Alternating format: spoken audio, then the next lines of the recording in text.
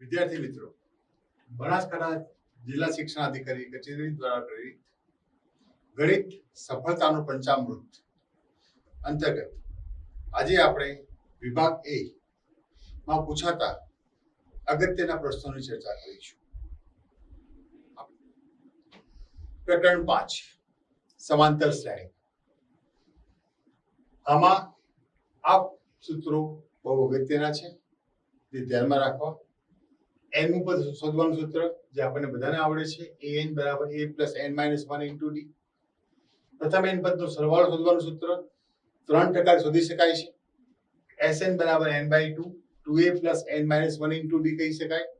હવે હું આની જગ્યાએ જો આપણને જાણતા હોઈએ કે છેલ્લું પદ કયું છે, જો છેલ્લા પદને આપણે l કહીએ તો sn બરાબર n by 2 a plus l ના સૂત્રથી કરી શકાય છે, અથવા તો l ની જગ્યાએ આપણે an પણ મૂકીને કરી શકીએ છીએ. a એટલે કે n નું પદ, તો sn બરાબર n બાય 2 પ્રથમ પદ વત્તા છેલ્લું પદ.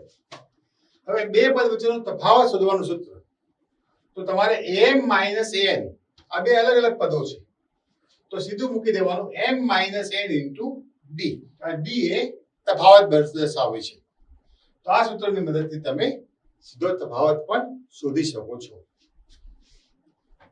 જો a b અને c એ સમાંતર શ્રેણીના ત્રણ ક્રમિક પદ હોય તો b બરાબર a પ્લસ c બાય 2 થાય.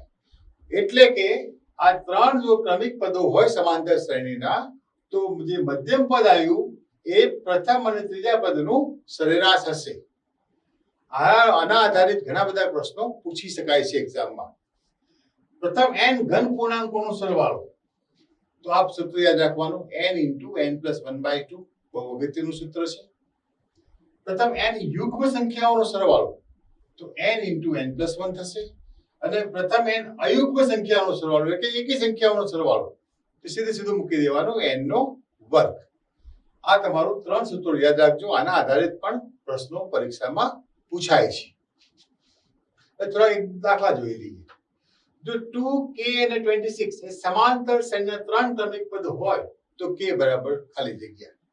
તો હમણાં આપણે જોયું સૂત્ર, તો આ મધ્યમ પદ જે છે એ પ્રથમ અને તૃતીય પદનું સરેરાશ છે, તો ભાગ્યા 2 કરીએ તો આ થઈ ગયું તમારું 28 ભાગ્યા 2 એટલે કે 14. અહીં જવાબ આવશે 14. એના જેવો જ કોઈ પ્રશ્ન પણ થોડો અઘરો. પ્રથમ દ્વિતીય અને તૃતીય પદ ત્રણ પદ આપેલા છે, તો કે શોધવાનું છે. તો શું કરીશું? મધ્યમ પદ એટલે કે 13 બરાબર 2k plus 1 plus 5k minus 3, આ પ્રથમ અને તૃતીય પદનો સરવાળો ભાગ્યા 2. આ બેને હું અહીંયા લઈ આવું તો થઈ જશે 26.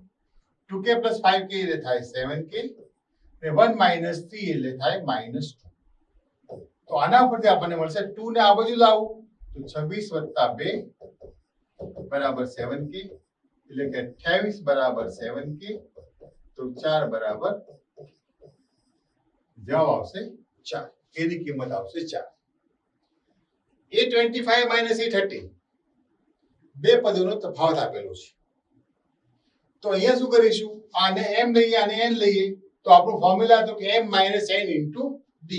તો a25 માઇનસ a13 બરાબર 25 માઇનસ 13 ઇન્ટુ d, એટલે કે આ તમારું થઈ ગયું 12d. તો આ જવાબ આવશે તમારો 12d. જો તમે આ બંનેની વેલ્યુ જાણતા હોય, તેનો તફાવત લઈને બહારથી ભાગશો તો તમને બે પદ વચ્ચેનો સામાન્ય તફાવત પણ મળી જશે. an 5n 3 આપેલું હોય તો 15મું પદ શોધો.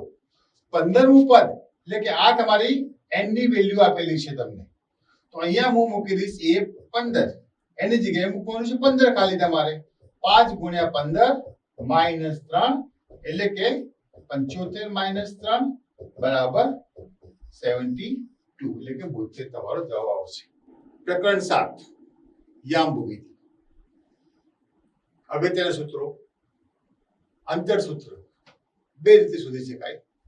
એક તો PQ, બે પોઈન્ટ P અને Q આપેલા હોય તો તેનું અંતર PQ નો વર્ગ બરાબર x2 માઇનસ x1 નો વર્ગ અને y2 માઇનસ y1 નો વર્ગ, અથવા તો PQ બરાબર વર્ગમૂળમાં x2 માઇનસ x1 નો વર્ગ વત્તા y2 માઇનસ y1 નો વર્ગ. વિભાજન સૂત્ર તો px, y બરાબર m1x2 plus m2x1 upon m1 plus m2, m1y2 plus m2y1 upon m1 plus m2. રેખાખંડના મધ્ય બિંદુના યામનું સૂત્ર બહુ અગત્યનું છે. પરીક્ષામાં આના આધારિત હેતુલક્ષી પ્રશ્નો પૂછાય છે. તો x1 plus x2 by 2 અને y1 plus y2 by 2. અહીંયા x1 x2 y1 by 2 એ અનુક્રમે યામ આપેલા છે. બિંદુ x ના યામ x1 by 1 અને બિંદુ y ના યામ x2 અને y2 આપણે લેવાના છે. બિંદુઓ 0, 5 અને 0, -5 વચ્ચેનું અંતર શોધો. તો વિદ્યાર્થી મિત્રો, આ પ્રકારના પ્રશ્નોમાં પહેલા થોડું ધ્યાન રાખવાનું કે અહીંયા x યામ બંનેમાં શૂન્ય આપેલો છે, એટલે માત્ર y યામ આપેલો છે. કોઈ વાર પ્રશ્નની અંદર x યામ આપેલા હોય અને y યામ બંનેનો શૂન્ય હોય. આ પ્રકારના પ્રશ્નમાં આંતર ફોર્મ્યુલાની જગ્યાએ આપણે ડાયરેક્ટ આ બંને વચ્ચેનો તફાવત એ તેમનું અંતર થશે. એટલે કે 5 વત્તા 5 ઓછા -5 એટલે કે 5 plus 5 બરાબર 10. એટલે કે આ બંને વચ્ચેનું અંતર 10 થાય. એટલે કે જે y યામનો વચ્ચેનો તફાવત લઈ લેશું એ સીધું એમનું અંતર આપશે. હવે આ કેસની અંદર અહીંયા x યામ આપેલો છે, આની અંદર y યામ આપેલો છે. અહીંયા y યામ શૂન્ય છે અને x યામ શૂન્ય છે. તો આ પ્રકારના પ્રશ્નોની અંદર પાયથાગોરસનો પ્રમેય વાપરી લેવાનો. તો પાયથાગોરસનો પ્રમેય, માન લો કે આ હું a બિંદુ છે ને આ b બિંદુ છે, તો હું લઈ લઈશ ab નો વર્ગ બરાબર આ x યામ નો વર્ગ એટલે 3 નો વર્ગ અને આનો વર્ગ એટલે કે 4 નો વર્ગ. એટલે 9 + 16 બરાબર 25 થાય. એટલે કે આ બંને વચ્ચેનું અંતર થઈ જશે 5. એટલે બંને વચ્ચેનું અંતર થશે 5. સીધો જવાબ આપશે અહીંયા આગળ. હવે આ પ્રશ્ન બહુ અગત્યનો છે જે વારંવાર બોર્ડની અંદર પૂછાય છે. બિંદુ AB નું ઉગમ બિંદુથી અંતર શોધો. ઉગમ બિંદુના યામ છે 0 અને 0. બરાબર છે. તો આનું અંતર કેટલું થાય? તમારે યાદ રાખવાનું છે કે વર્ગમૂળમાં a² + b² થાય. આ તમારે યાદ રાખી લેવાનું. આ બહુ અગત્યનો પ્રશ્ન છે.